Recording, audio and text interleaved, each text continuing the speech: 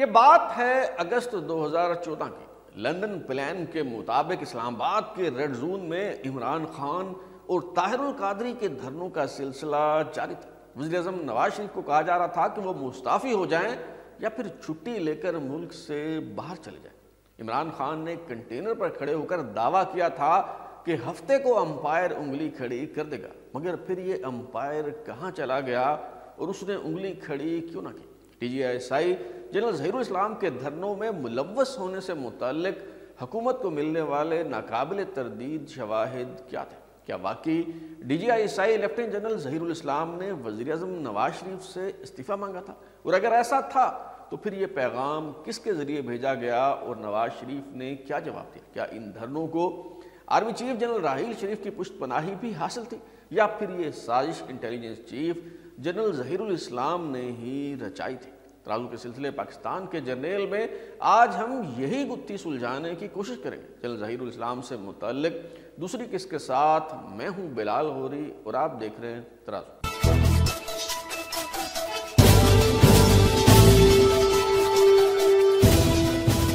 جب پاکستان تحریک انصاف اور پاکستان عوامی تحریک کے دھرنے عروج پر تھے، مظاہرین نے شاہراہ دستور پر پارلیمنٹ کے سامنے ڈیرے ڈال رکھے تھے۔ سپریم کورٹ کی دیوار پر شلواریں لٹک رہی تھی۔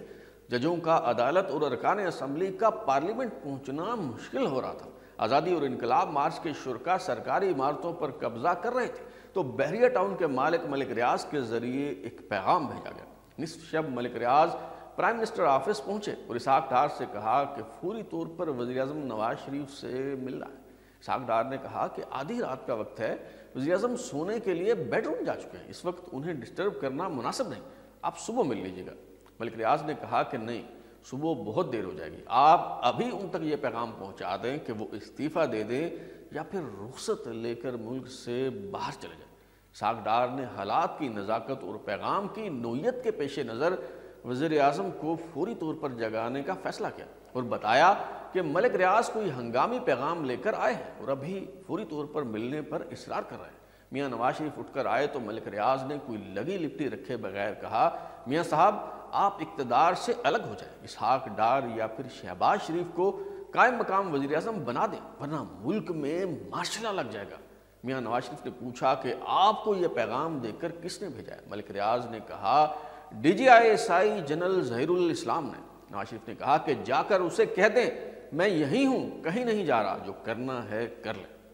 جس پارلیمنٹ کے ممبر ہم بنے ہوئے ہیں وہ پارلیمنٹ کتنی خود مختار ہے، مجھے لوگوں سے پتہ لگتا رہتا ہے کہ وہاں اس پارلیمنٹ کو کوئی اور چلا رہا ہے۔ وہاں پھر جو ہے نا وہ دوسرے لوگ ہیں جو آ کے یہ ڈائریکشنز دیتے ہیں کہ جناب آج ایجنڈا یہ ہوگا اور آج اس بل پہ یہ ووٹنگ ہوگی اور فلاں کل یہ ہوگا، کمیٹی فلاں بل کو منظور کرے، فلاں بل کو دیکھے۔ تو یہ میں سب جو ہے نا یہ میں سمجھتا ہوں کہ یہ بہت جو ہے نا وہ ہے سوچنے والی باتیں یہ کہ ہم نے تو یہ ہماری تو اسمبلی بھی اب معاف کیجئے گا کمپرومائزڈ، یہ عوام کو مہنگائی سے جو کچل دیا ہے، کیا یہ صحیح ہے؟ اور اس کے بعد یہ میں اس معاملے میں بالکل جو ہے وہ یہ رائے رکھتا ہوں کہ سابقہ جو آپ کی اپنا جو DGI سے ہی تھے ظہیر الاسلام صاحب، انہوں نے کیا کیا آپ کو تو معلوم ہی اچھی طرح سے کہ انہوں نے جناب کہا کہ جی نواز شریف صاحب آپ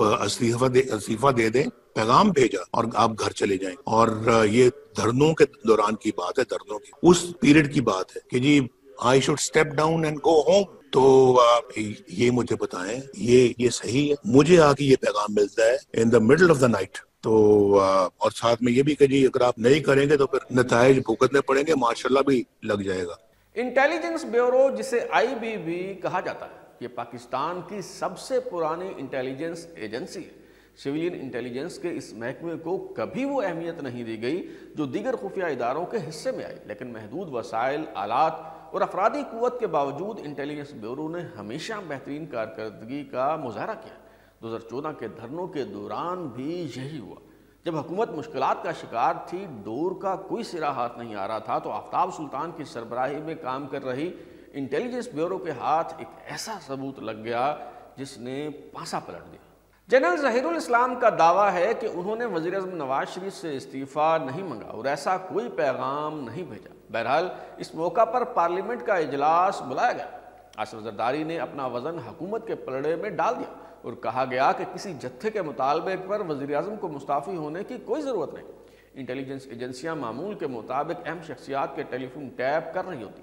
انٹیلیجنس بیورو کے سربراہ آفتاب سلطان نے وزیر اعظم نواز شریف سے ملاقات کی اور ایک ایسی ٹیپ ان کے حوالے کی کہ انہوں نے فوری طور پر army chief general Raheel Sharif کو پرائم منسٹر ہاؤس طلب کر لیا۔ اس ٹیپ میں جنرل ظہیر الاسلام ہدایات دے رہے تھے کہ دھرنے کے دوران کس طرح افراتفری پھیلانی ہے اور وزیر اعظم ہاؤس پر قبضہ کرنا ہے۔ جنرل راحیل شریف یہ سن کر حیران رہ گئے۔ فوری طور پر D G I S I general Zaheer ul-Islam کو بلوایا گیا اور ان کے سامنے یہ ٹیپ دوبارہ چلائی گئی۔ جنرل راحیل شریف نے جنرل ظہیر الاسلام سے پوچھا، کیا یہ آپ کی آواز ہے؟ جنرل ظہیر الاسلام نے تصدیق کی کہ یہ ان کی ہی آواز ہے۔ اس پر جنرل راحیل شریف نے کہا کہ میں نے آپ کو یہ کرنے کا کہا تھا۔ جنرل ظہیر الاسلام نے کہا نہیں۔ جنرل راحیل شریف نے کہا ٹھیک ہے آپ جائیں۔ جب اس آڈیو ریکارڈنگ کی خبریں سامنے آئیں تو D G I S P R general Asim Saleem Bajwa نے ان باتوں کی تردید کی، مگر جنرل ظہیر الاسلام نے آج تک اس بات سے انکار نہیں کیا۔ جہاں تک لندن پلان اور پروجیکٹ عمران کا تعلق ہے، جنرل ظہیر الاسلام نہ صرف اپنے کردار کا اعتراف کر چکے بلکہ اس کی تعویل اور توجیہ بھی پیش کرتے ہیں۔ وہ کہتے ہیں کہ لوگ مسلم لیگ نون اور پیپلز پارٹی سے تنگ تھے۔ تیسری قوت متعارف کروانے کے لیے انہوں نے تحریک انصاف کا انتخاب کیا۔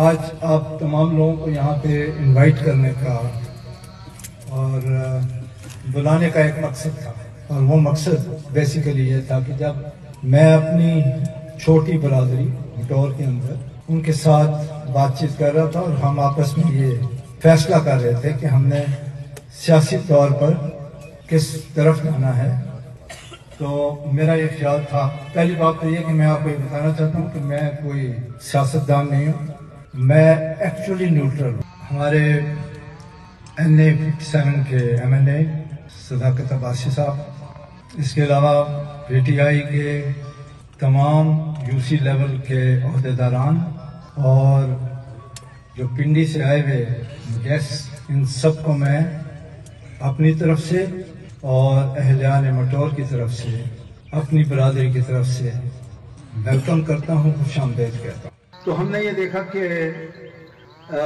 جو ہماری سیاسی طور پہ مختلف پارٹیاں آتی رہیں پچھلے چند سالوں سے، 15-20 سالوں سے، اس کے اندر ہم نے مختلف پارٹیوں کو ٹرائی کیا اور ہم نے دیکھا کہ شاید جس رستے پہ ہمیں گامزن ہونا چاہیے اس رستے پہ ہم گامزن نہیں ہو سکے، اور ہم نے ایک تیسری فورس کو الاؤ کیا۔ وہ تیسری فورس ہمیں لگا کہ شاید ڈیلیور کر سکتی ہے۔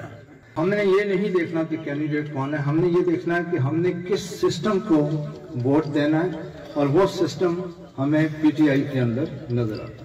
یہ ویڈیو کوہوٹا کے علاقے مٹور میں ریکارڈ ہوئی، جو جنرل ظہیر الاسلام کا آبائی علاقہ ہے۔ یہاں صوبائی اسمبلی کے حلقہ PP7 سے تحریک انصاف کے امیدوار سابق MPA colonel retired Shabbir Awan اور سابق MNA صداقت عباسی کی انتخابی مہم کے دوران کارنر میٹنگ تھی۔ جنرل ظہیر الاسلام PTI کا جھنڈا لگے ڈائس پر تقریر کرتے ہوئے تحریک انصاف کی انتخابی مہم چلا رہے ہیں، مگر پروجیکٹ عمران کی ذمہ داری بھی قبول کر رہے ہیں اور ساتھ یہ اصرار بھی کرتے ہیں کہ وہ سچ مچ نیوٹرل ہے۔ لیفٹیننٹ جنرل ظہیر الاسلام کے فوجی کیریئر کی بات کریں تو انہوں نے 1977 میں 55 PMA لانگ کورس کے ذریعے افواج پاکستان میں کمیشن حاصل کیا۔ ان کا تعلق پنجاب ریجمنٹ سے۔ ظہیر الاسلام کا تعلق ایک فوجی گھرانے سے۔ ان کے والد بریگیڈیئر غلام محمد خان کا تعلق بھی پنجاب ریجمنٹ سے تھا۔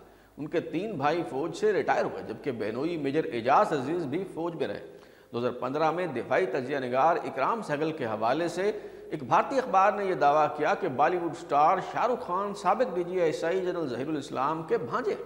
یہ رشتہ داری یوں نکالی گئی کہ سبھاش چندر بوس کی سربراہی میں تشکیل پانے والی انڈین نیشنل آرمی کے hero major general Shah Nawaz Khan general Zaheer الاسلام کے ماموں تھے، جن کے ایک بیٹے محمود نواز قیام پاکستان کے بعد یہاں رہ گئے اور خود دوسرے بیٹے کے ساتھ وہ بھارت چلے گئے۔